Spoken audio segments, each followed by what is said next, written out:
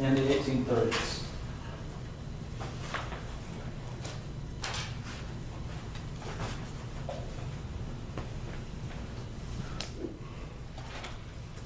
And Chopin lists are often kind of grouped together like Haydn, Mozart, or Debussy, and Ravel, you know.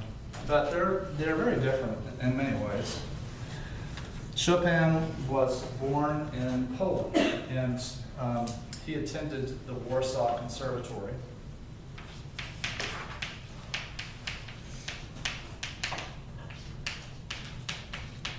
His father was French, his mother was Polish.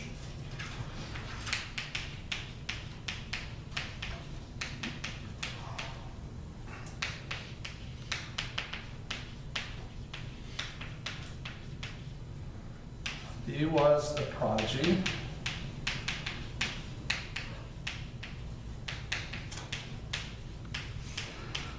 And he's someone whose style developed at a very early age. So by the time he was 20, he pretty much developed a style that didn't change.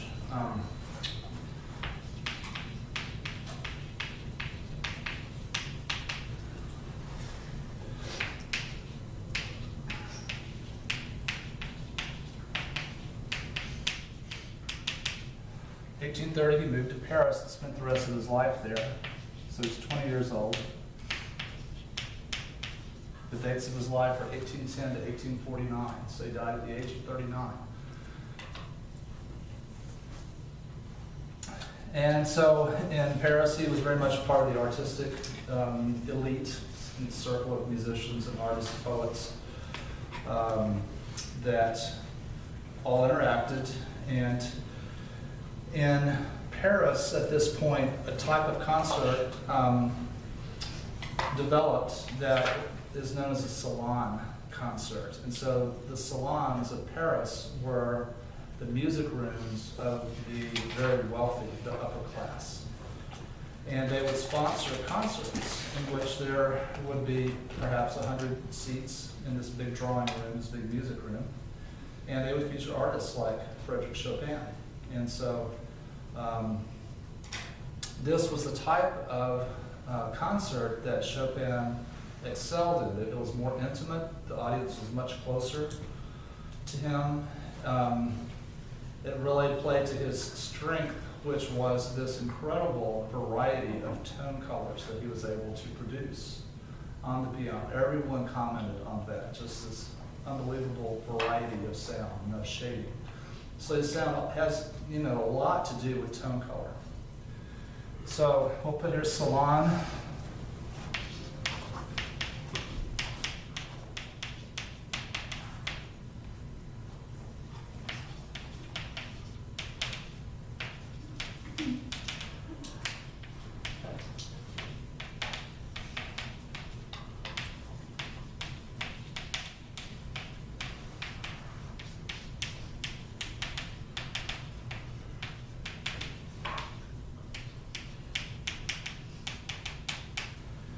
This term salon concert started to have kind of a derogatory connotation, in that it very often featured lighter music. So not as much focused on a heavy kind of sonata, serious work, but things that were lighter and easier maybe to immediately understand. But it certainly had an element of virtuosity about it. And so this is really the age where the virtuoso was rising to prominence, and Paganini was the first to really make this spectacular effect on audiences that had, real charismatic, hyper-emotional effect, so that you had a sense of catharsis of going to a concert, because you just get so overwhelmed with this emotional aspect. So in total, Chopin played about 30 recitals. That's all.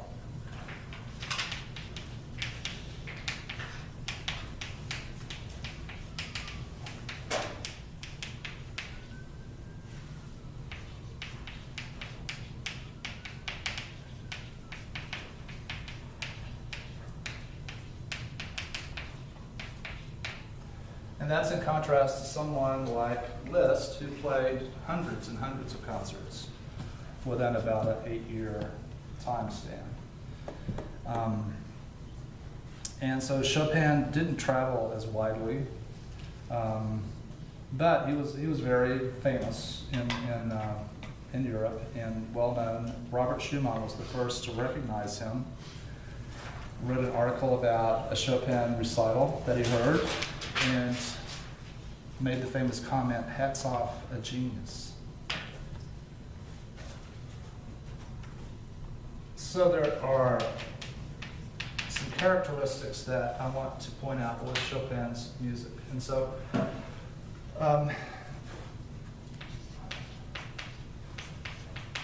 you should have something about that his style is very much geared toward the solo piano, that over 95% of his work is for solo piano.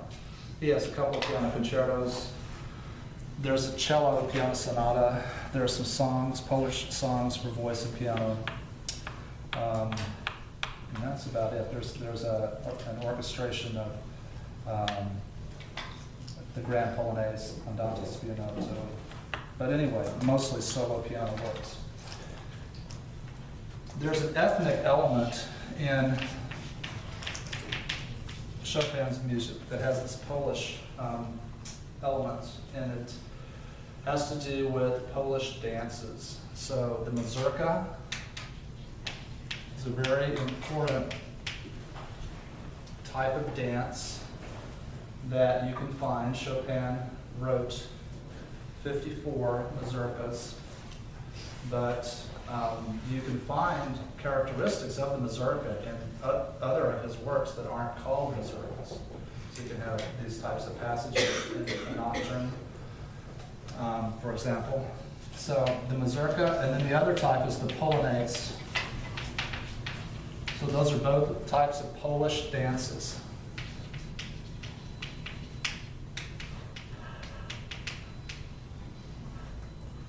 So that's one thing that was unique about Chopin.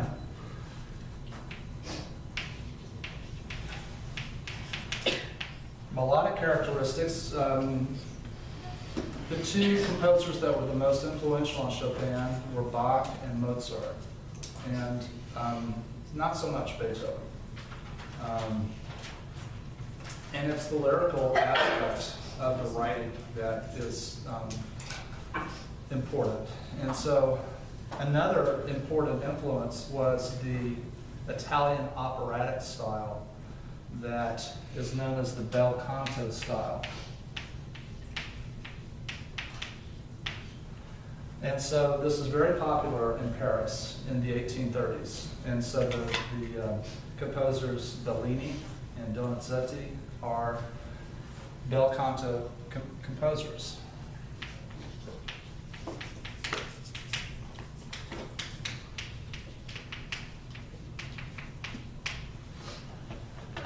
Rossini also was writing in bel canto style. What bel canto style has to do with is, again, the idea of emphasis on tone quality, on a light, decorative, melodic line. So with Chopin's music, he imitates this style with decorative passages that often were notated in smaller note heads and very often wouldn't be placed within measures with bar lines. So they're embellishments, and the term fioritura describes this melodic embellishment style.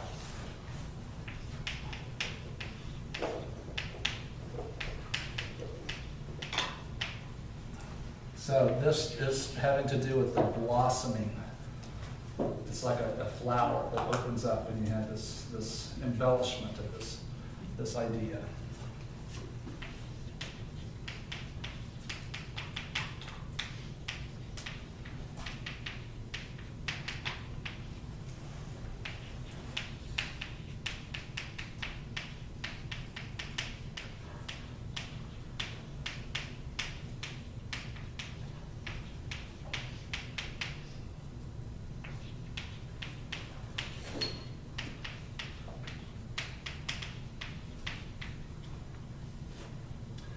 And so bel canto has to do with that idea of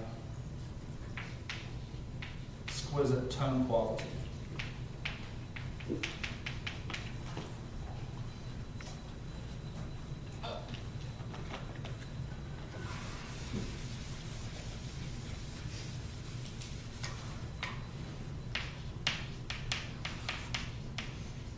Okay, in terms of rhythm, with Chopin, you want to mention something about the rhythmic flexibility of his performance style.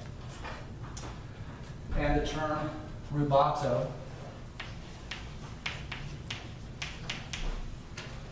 which means stolen time,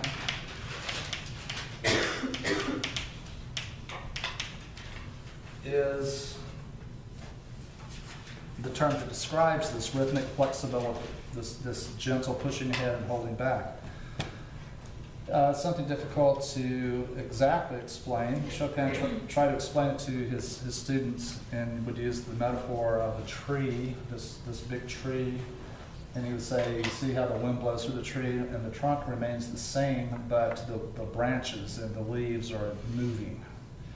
And he said that, you know, the left hand is like the conductor, and the right hand is the soloist. So the conductor, the left hand keeps time, the right hand is being more flexible, which would indicate that maybe the hands weren't exactly together, you know. But at any rate, it's a situation where it's something that is giving a sense of movement and, you know, natural quality, lifelike quality to the rhythmic flow. And it is something then that's associated with a romantic style in general. It's more emotional sounding. And so that idea of tempo rubato is important in Chopin's music. You also have lots of complexity in his rhythmic patterns. So you could have 6 notes in the left hand against 13 notes in the right hand, that kind of thing. And so you have these irregular kind of subdivisions of the beat that are playing against each other. You could have very complicated passages that are using syncopation that are playing against the bar line. You know, so a lot of his music has that kind of quality.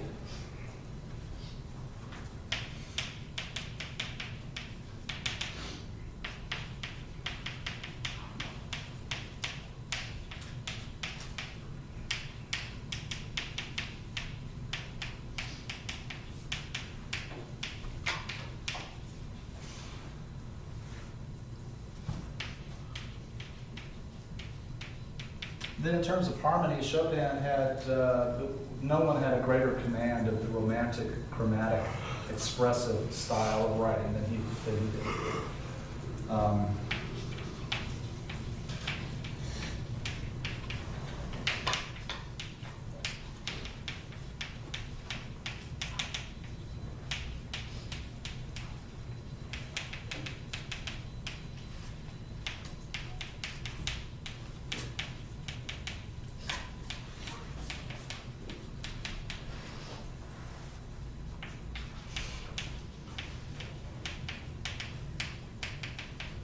So his harmonies are very beautiful, very, very expressive. So those are some characteristics, those 4 different types. We should be able to talk about ethnic, melodic, rhythmic, harmonic characteristics in his music. Chopin also is someone who, just as far as keyboard writing goes, really pushed the techniques of the instrument to what's possible. And so, together with Franz Liszt, he's credited with innovation in the technique of the pianist.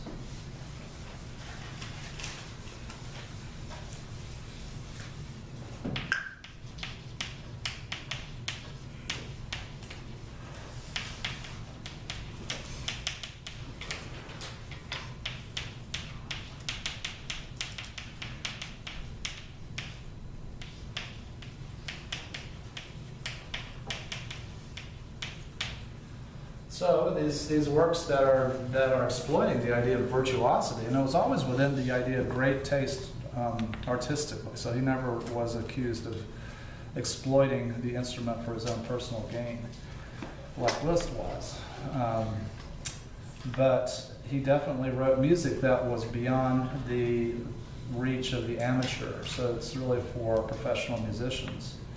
And the first works that he composed that established new technical possibilities were his etudes. And so we're going to look at, first of all, at one of his etudes from Opus 10, the revolutionary etude, in just a minute. So other things that he did for the piano is that when you listen to his music, it's almost always played with the use of the damper pedal. That he wants the resonant quality of the instrument to be enhanced by having the damper pedal depressed, which then gives sympathetic vibrations with all the strings. And so that creates a different tone quality as compared to Mozart, which doesn't have as much damper pedal use. I mean, it does have some, but it's not as continuous. So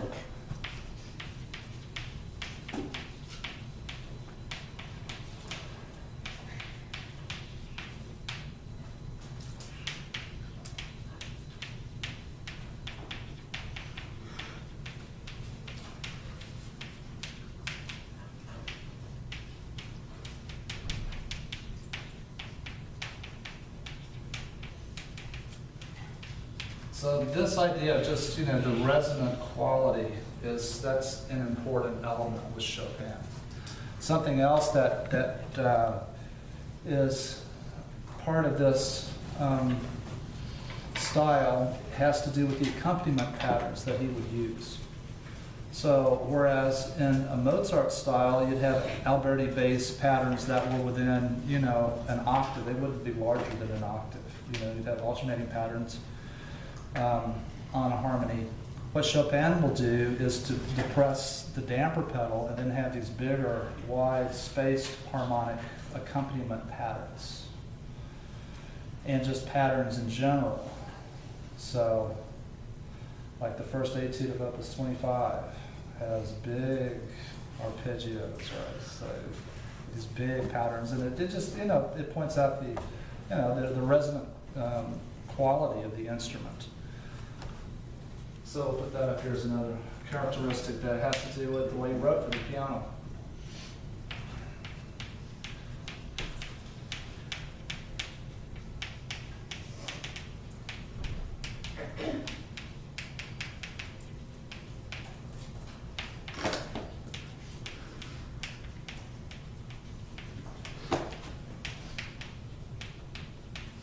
For that reason, there was one pianist who was complaining about just how hard the etudes were, and he said that you shouldn't practice those without having a doctor at hand. You can repair the damage. Another thing that you can have in notes is just the use of dissonance, that Chopin pushed that element, that his music has a lot more dissonance, but it was never a percussive, jarring dissonance. It's always something that's very lyrical, if that makes sense. So we'll put here use of greater dissonance.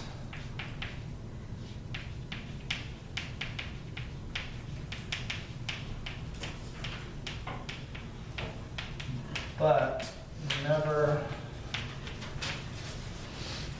percussive.